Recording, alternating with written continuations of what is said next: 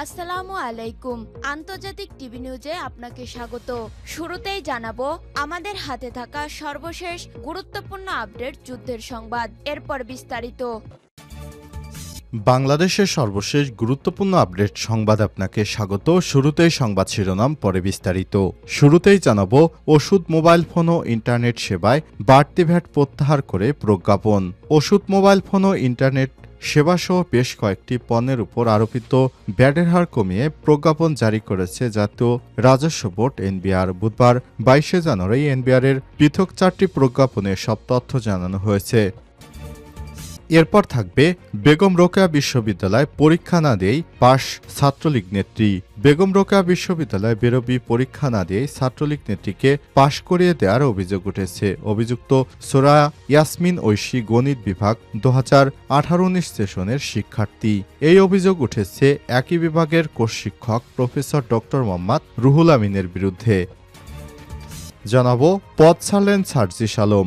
জুলাই শহীদ স্মৃতি ফাউন্ডেশনের থেকে সরে দাঁড়ালেন বৈষম্যবিরোধী ছাত্র আন্দোলনের অন্যতম সমন্বয়ক সার্জিস আলম। বুধবার 22 জানুয়ারি সকালে সামাজিক যোগাযোগ মাধ্যম ফেসবুকে একটি স্ট্যাটাস দিয়ে বিষয়টি নিশ্চিত করেছেন তিনি।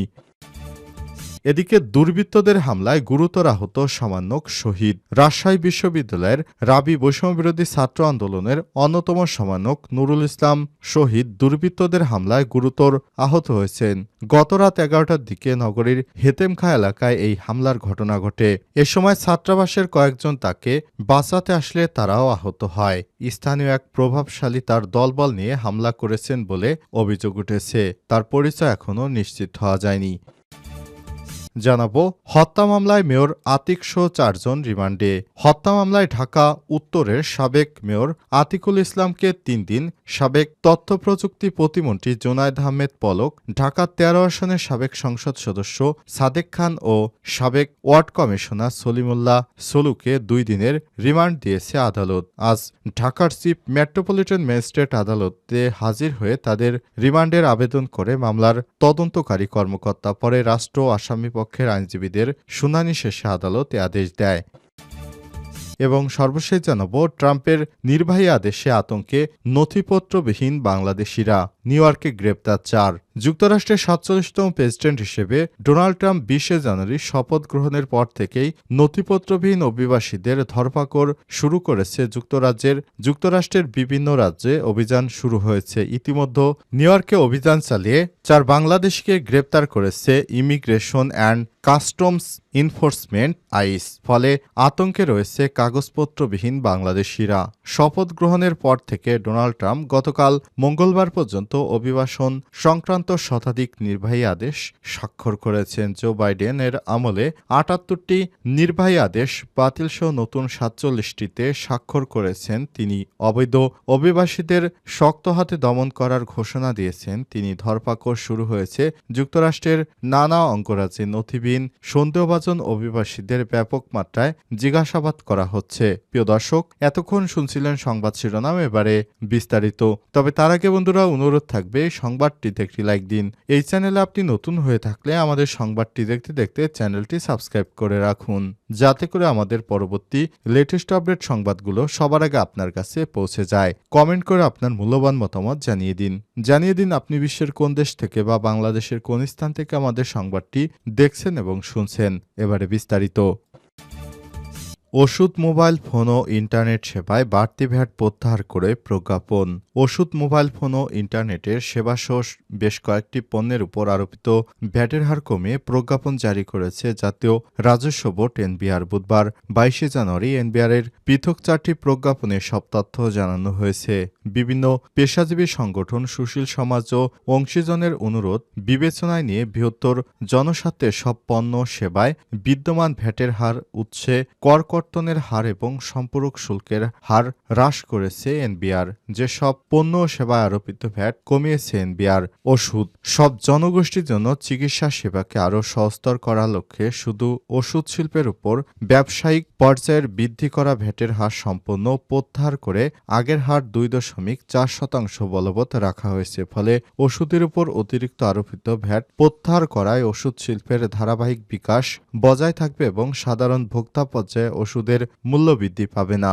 মোবাইল ফোন ও আইএসপি সেবা দেশের চলমান ডিজিটালাইজেশনের কার্যক্রম অব্যাহত রাখা ও একটি অত্যাধুনিক আইটি জ্ঞান সম্পন্ন তরুণ প্রজন্ম বিনির্মাণ এবং অনলাইন ভিত্তিক কর্মকাণ্ড বৃদ্ধির লক্ষ্যে মোবাইল ফোনের সিম অথবা রিম কার্ড ব্যবহারের মাধ্যমে প্রদত্ত সেবার উপর বর্ধিত সম্পূরক শুল্ক এবং আইএসপি সেবার উপর নতুন আরোপিত সম্পূরক শুল্ক সম্পূর্ণ প্রত্যাহার করা হয়েছে। ফলে মোবাইল ফোন ও আইএসপি সেবার উপর বর্ধিত অথবা নতুন আরোপিত সম্পূরক শুল্ক সম্পূর্ণ প্রত্যাহার করায় এই দুই খাতে ভোক্তাদের খরচ বৃদ্ধি পাবে না। রেস্তোরাঁ দেশের বৃহৎ জনগোষ্ঠীর জন্য সুলভ মূল্যে রেস্তোরাঁয় খাবার গ্রহণের সুবিধার্থে 3 স্টার 4 স্টার এবং 5 স্টার হোটেল ব্যতীত অন্য সব রেস্তোরাঁয় অতিরিক্ত আরোপিত ভ্যাট সম্পূর্ণ প্রত্যাহার করা হয়েছে। এর ফলে সাধারণ জনগণ আগের মূল্যে এসব রেস্টুরেন্টে খাবার গ্রহণ করতে পারবেন।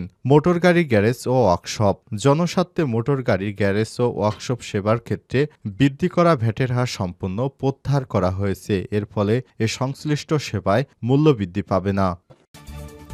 পরীক্ষা না দিয়েই পাশ ছাত্রলীগ নেত্রী বেগম রোকেয়া বিশ্ববিদ্যালয়ে।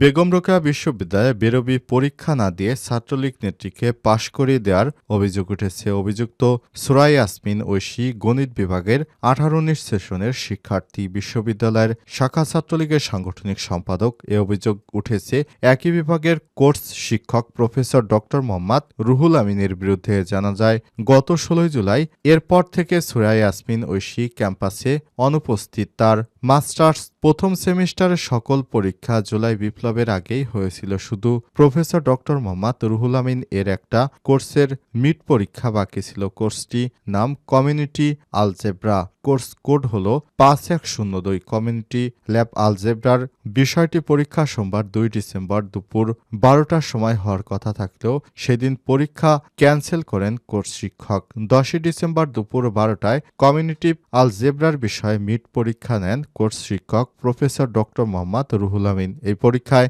ছাত্রলীগের এই নেত্রী কখনোই ক্যাম্পাসে আসেনি, পরীক্ষাও দেননি, কিন্তু পরীক্ষা না দিয়েও তাকে পাশ করিয়ে দেওয়া হয়েছে।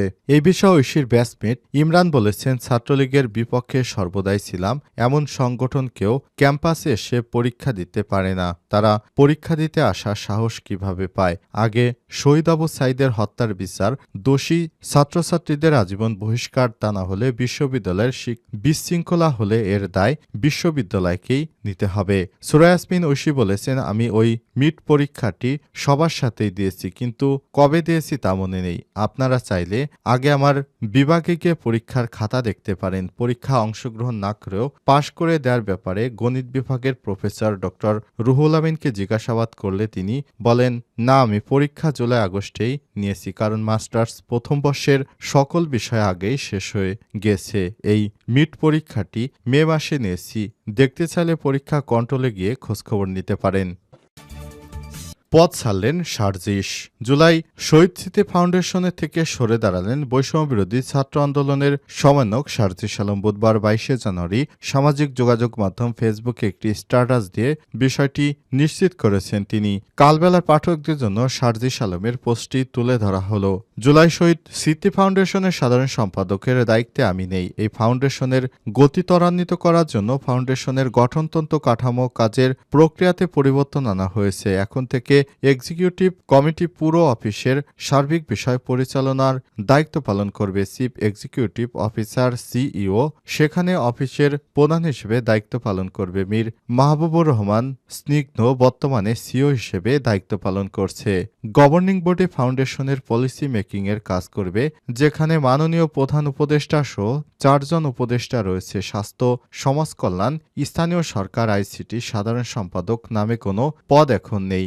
এই ফাউন্ডেশনে প্রথম আর্থিক সহযোগিতা শুরু করে 1 অক্টোবর, অফিস চালু হয় 15 অক্টোবর থেকে। আমি সাধারণ সম্পাদকের দায়িত্ব গ্রহণ করেছি 21 অক্টোবর থেকে 31 ডিসেম্বর পর্যন্ত। প্রায় 2 মাস 10 দিন আমি দায়িত্ব পালন করি। এরপর আমি দায়িত্ব থেকে সরে আসি। ফাইনালি আমার সাইনিং অথরিটি 7 জানুয়ারি হস্তান্তর করা হয় এবং অফিসিয়ালি আমার দায়িত্ব শেষ করি।